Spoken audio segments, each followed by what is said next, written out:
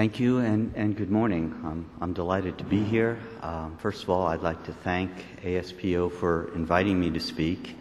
And also, I would like to thank Kuwait Energy for allowing me to speak. You hear very often from people from industry companies, well, this is what I think, but really my company has a position and I can't talk about it.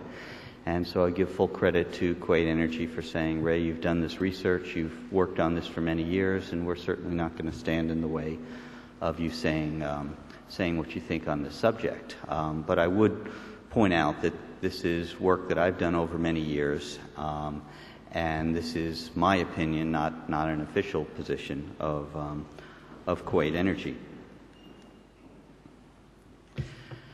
The way I'd like to address this subject is to refer to an extremely important conference, really little known by the general public, that took place in November 2006. It was called the Hedberg Conference. Every several years, a number of organizations set up a conference, and it's devoted to a special subject. In this case, it was devoted to world oil reserves and production. It was a gathering of experts from private industry, state companies, academia, and consultants to discuss world oil reserves and potential for future growth.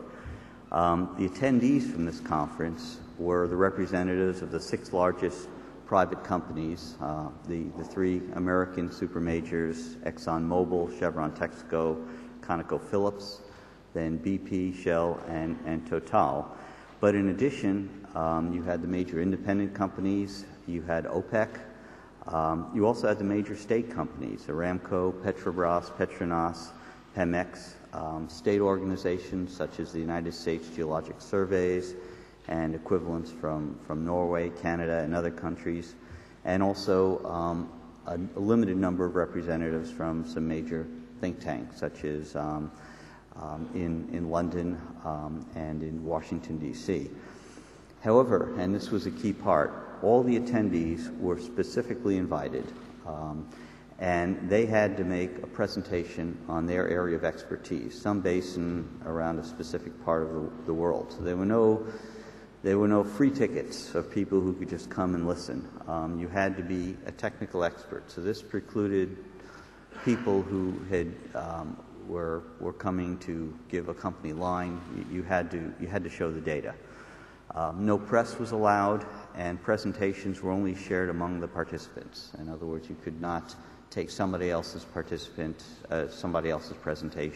and show it. And what this did was allowed completely open and frank discussions. As a matter of fact, probably the most common word in this meeting was, well, my company officially says this, but when you look at the data, this is really the situation. And the conference was divided into 3 sections: growth from exploration, growth from existing reservoirs, and growth from unconventional oil resources such as tar sands, bitumen, and oil shales. And so what I will do is summarize in the order that was discussed in the conference. First of all, growth from exploration. There was a group from the United States Geologic Survey, and as many of you know, they put together a worldwide study that was first presented in 2000 and has been updated a number of times since, that gave a worldwide assessment of future exploration potential, indicating there was about 700 billion barrels of conventional oil to be found by exploration. And that assessment was challenged by individual presentations of individuals and companies and other organizations based in the light of what's happened in exploration from 2000 through 2005, based on their proprietary databases. Now, to be fair to the USGS, first of all, we were comparing something that was done before the last 5 years' results, and also private industry had the full database, and the United States Geologic Survey did not. Often they were just utilizing publications, so it was a secondary source. And interestingly enough, the overall amount was compared to the finding rates of the past few decades, and it was much more consistent with the lower potential numbers. This is a comparison. Now, I'm not showing who did the specific studies. I guess you can make a guess depending on where they are, but just to give an example, the future potential in West Siberia, the USGS number to be found was 55 billion barrels versus an industry estimate of 8 billion barrels. In the case of West Siberia, I was the presenter.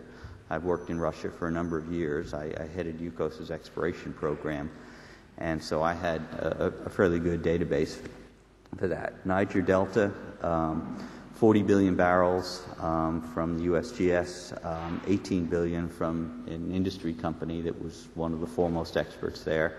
Southwest Africa, which is from Angola through the Congo and Gabon, 30 billion versus approximately 15 billion. The North Caspian industry said 10 billion, USGS 23 billion. The Gulf of Mexico, 42 versus 19 billion. Offshore Brazil, 39 billion versus 7 billion. And even Saudi Arabia, where the USGS said another 136 billion to be found, which was more than double the industry effort. So the sum total, whereas the USGS was talking about something like 700 billion, the industry numbers were more like 250 billion.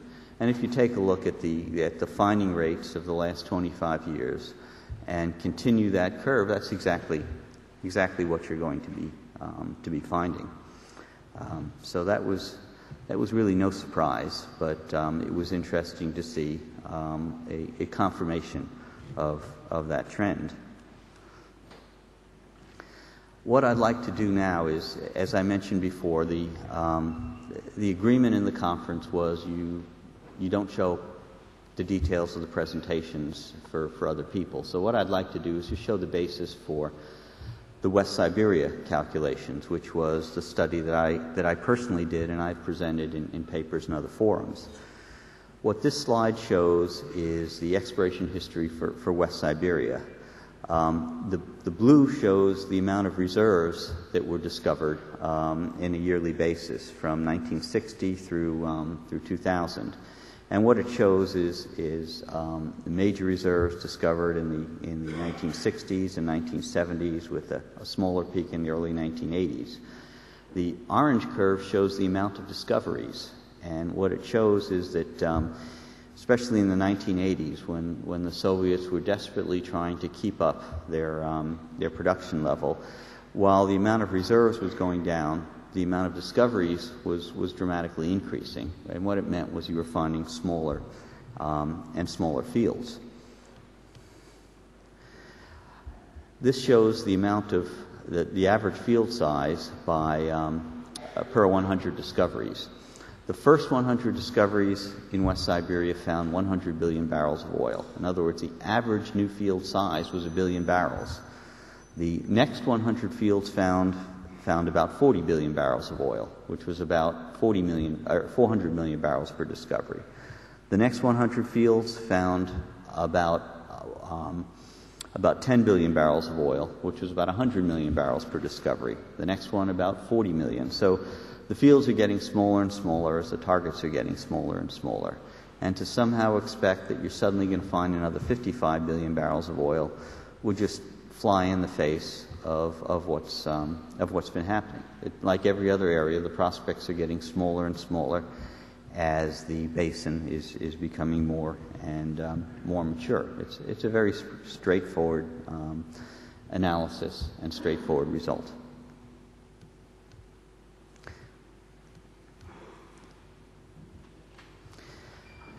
This is a chart. It's taken from a presentation that's been published by Harry Longworth of ExxonMobil, the summary curve. But what this does is it breaks down reserve additions into three categories. Red is the growth added from exploration. The green is the growth from delayed reporting. And the yellow is reserve growth in terms of the addition of reserves from increased recovery factor and increased technology. And I believe this is actually a very important slide because it shows a number of things. First of all, if you just take a look at the red, what it shows is that from 1995 to 2005, there is really the best period that you've seen since the 1960s. So why is that the case?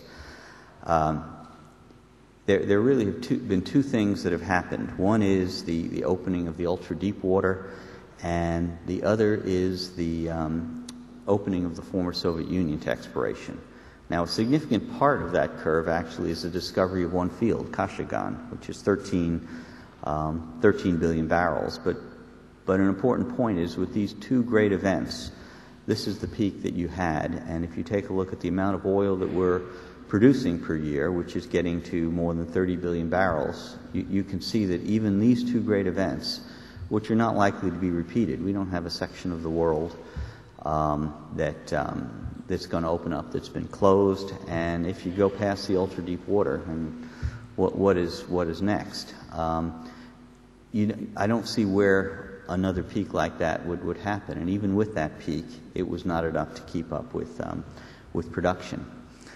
The second thing is taking a look at the green. This is something that happened at the end of the 1980s, and again it was because of two specific events. One was the opening of the former Soviet Union and a recalculation and reanalysis of the reserves in that area. And the reserves in the former Soviet Union had been undercalculated simply because the data wasn't available. And in the Middle East, of course, there was the recalculation of reserves in the late 1980s, which has been called by some the quota wars. But I think also partially it was shifting from the SEC reserve calculations that the private oil companies had to the more generous SPE regulations, and in some cases just presenting reserve numbers without adequate documentation. So that green addition is also a specific event that's not likely to be repeated. The yellow is, of course, due to increased technology, better recovery factors, in many cases underestimating how much you can get out of the reservoirs. And it's that yellow section, the reserve growth, that I'd like to focus on for the next portion. A close study of the reserve growth, which was, I think, the really the most significant part that came out of this conference, an existing field shows that it has the potential to have a greater impact than exploration in future reserve additions. However, reserve growth from secondary and tertiary recovery will come predominantly in places with the largest existing conventional reserve base, the Middle East and the former Soviet Union. And that leads to your next point, in that most reserves are in countries that have controlled levels of production with little incentive for rapid increases. And the cost of reserve growth in mature fields is significantly higher than new fields and in developing existing reserves. And I'd like to quantify that a little bit in the next slide.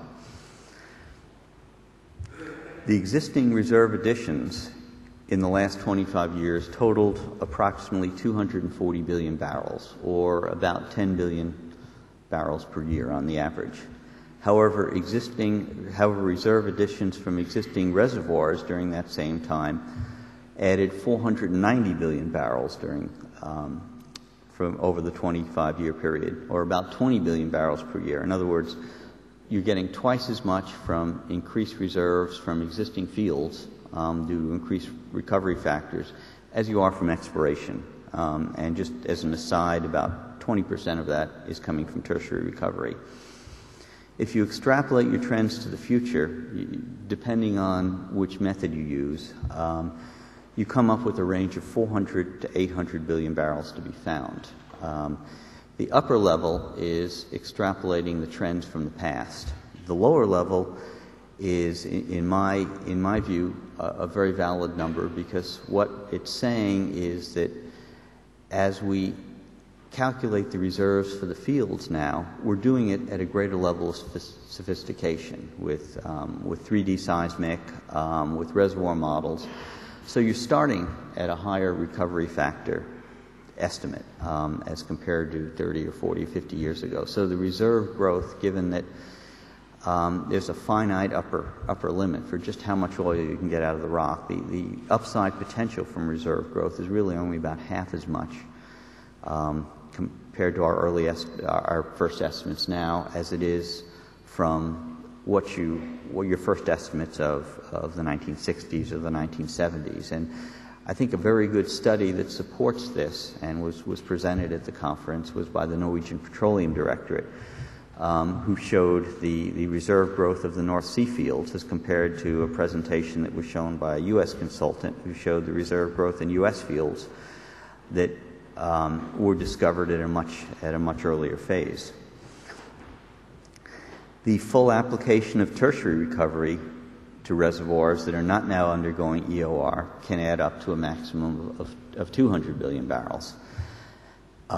So you're looking at 600 to 1 trillion barrels that could be found from reserve growth in the future, in addition to the approximately 250 billion barrels of exploration to the addition of the current reserves that you have. The next question is how much is this going to cost? And the graph the graph comes from a very good book by Joseph Papai, the Hungarian reservoir engineer who I worked with when I was in Mole.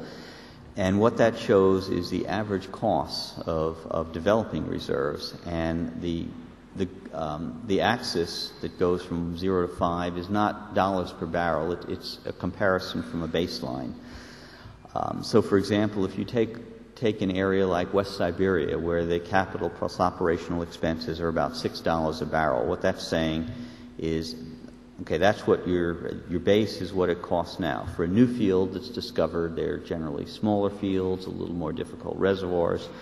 Your average CapEx plus OpEx is 1.2 times, or about $7 a barrel.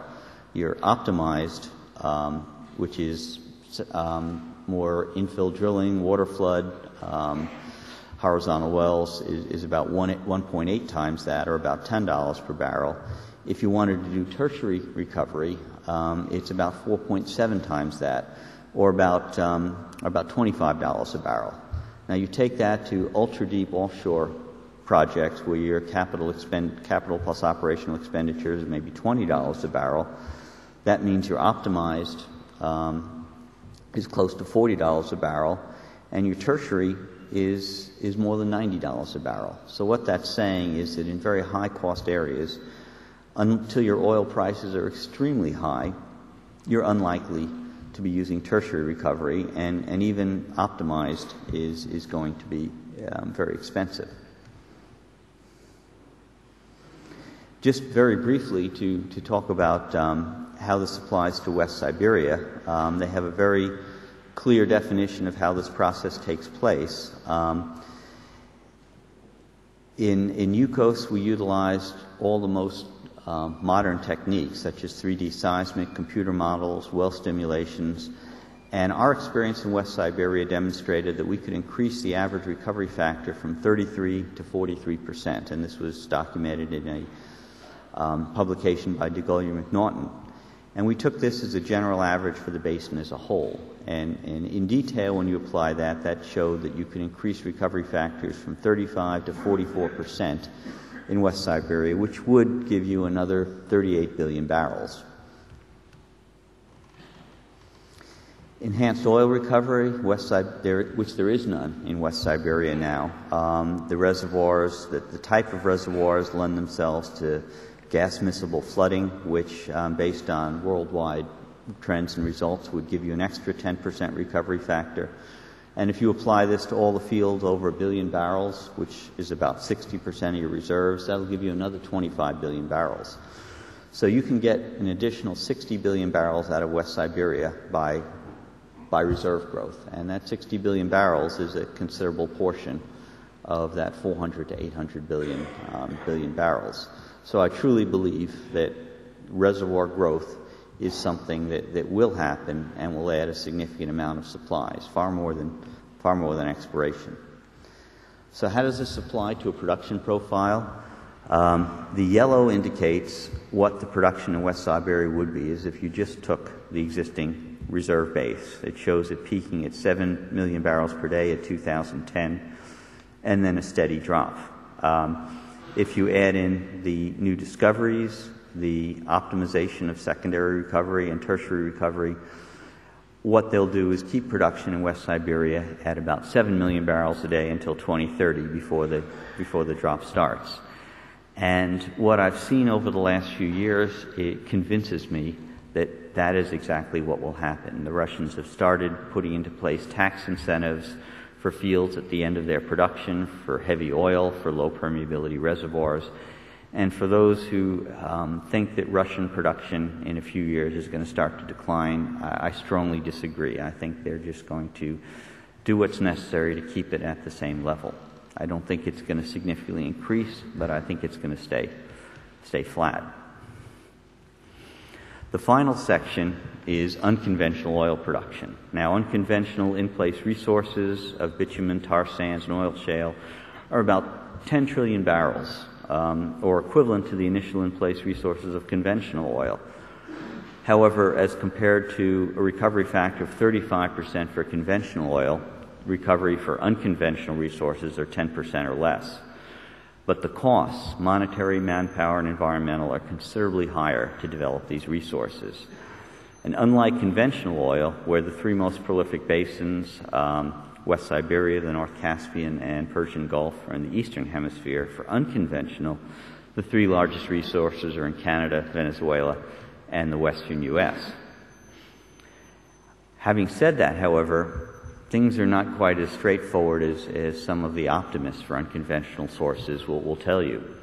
The Alberta tar sands, the procedure needs water, and Western Canada is not endowed with large amounts of water. To get to the most optimistic targets of production there, they would need to use all the water in the areas. Forget agriculture, forget industry, forget anything else. They would have to use all the water. Natural gas, right now I believe they use about 7% of the natural gas for power and for utilization in their recovery factors for the tar sands. If they want to quadruple production, they'd be using close to 30%. In the presentation, one of the Canadian natural resource people got up and said, using natural gas to produce that sludge or the heavy oil is like turning gold into lead. Natural gas, and the U.S. wants the Canadian natural gas, they want the oil, but they can't have both. From a greenhouse gas perspective, tar sands is one of the most intensive CO2 emitters, and also they have a shortage of trained personnel. The infrastructure is bursting in Western Canada. Right now you're producing 1.2 million barrels per day from the tar sands. Until recently, they were talking about 5 million barrels from 2015. The target is now down to 3.5 million barrels. And in this seminar, presentations from companies and industry, the real target is more like 2.5 million barrels a day, or they can double it by 2015. The Venezuela oil sands, there's been a rapid growth to 800 barrels a day in the past decade. It could have continued to rapidly grow, but there's been a dramatic slowdown due to the investment policies of the government. They've basically driven out the companies that are behind this growth. In the Green River Shale in Wyoming, USA, there was a presentation by one of the super majors about an ambitious target in 10 years to try to get 1 million barrels a day out of there. And several U.S. government agency people got up and said, well, just how are you going to get the environmental permits to do this, and where are you going to get the water to do this? In their view, if you got 1/10 of that, you would be doing well. So, are the hydrocarbons in place to do all these things? Is there enough oil to get the Alberta tar sands to 5 million barrels a day, the Venezuela oil sands to 3 million barrels a day, and 1 million barrels a day from Green River Shale? Yes, but is it going to happen? According to the industry experts at this conference, no. You will get a little bit of growth, but nothing near some of the public pronouncements. The combined production from those sources is 2 million barrels a day now. Most likely, you can double that. The most optimistic estimate, 6 million barrels a day, but 4 is likely. You're going to need a consistently high oil price.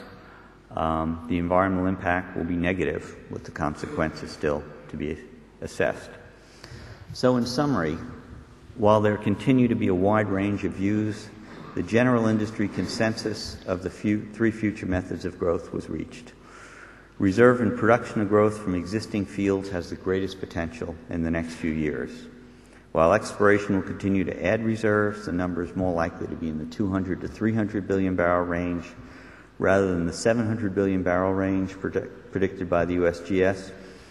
And while the in-place reserves for the unconventional resources are considerable, the growth in production will be slow, expensive, and have significant environmental consequences. Now, this was a technical conference, and they did not talk about the political effects, how that will affect the growth. But you can't ignore that. If you're coming to an answer to a serious question like this, and you ignore a factor like this, you're going to come up with the wrong answer. And I've seen 1 or 2 highly publicized studies recently that do ignore this effect, and not surprisingly, they come up with the wrong answer. So, very conscious that I'm not an expert in this sphere. I will mention these. First of all, countries with large reserve bases have significant budget surpluses, and in a high-price environment, they have no incentive to increase production. The second point, these and other countries with large reserve bases are adopting policies of economic resource nationalism, limiting foreign control of oil resources, reducing economic incentives and opportunities for growth. The third point, continued conflict exists preventing production growth in Iraq. Iraq is one country that, if it was just open, could significantly increase its production by a large amount. Shortage of trained personnel and equipment from budget cuts and lack of investment in 1985 to 2000 is causing project timing slippage. You've seen examples, some highly publicized examples of that in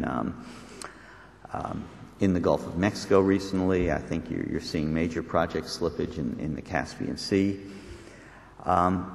And the final point, areas available for production growth are far more limited than in times of previous shortages and high prices. That's a fundamental difference now than in the 1980s. The consequences, and I want to make a point. Up to this point, I believe I was speaking for what I felt was the industry consensus in this meeting. The consequences are solely what I, Ray Leonard, have come to as my personal conclusion. That is, first of all, the current limitation of excess capacity, which is causing the high prices, is likely to exist for the next 5 years. The second point is that an intensive effort to increase production from existing reservoirs can and will change the oil peak to the oil plateau during the following decade. And the third point is an oil plateau of production, in my view, somewhere in the range of 95 to 100 million barrels, will take place in a very high price environment. I mean, I think now is a high price, very high price is really the next level up. As the world adapts to the need to shift to other energy sources. Thank you very much.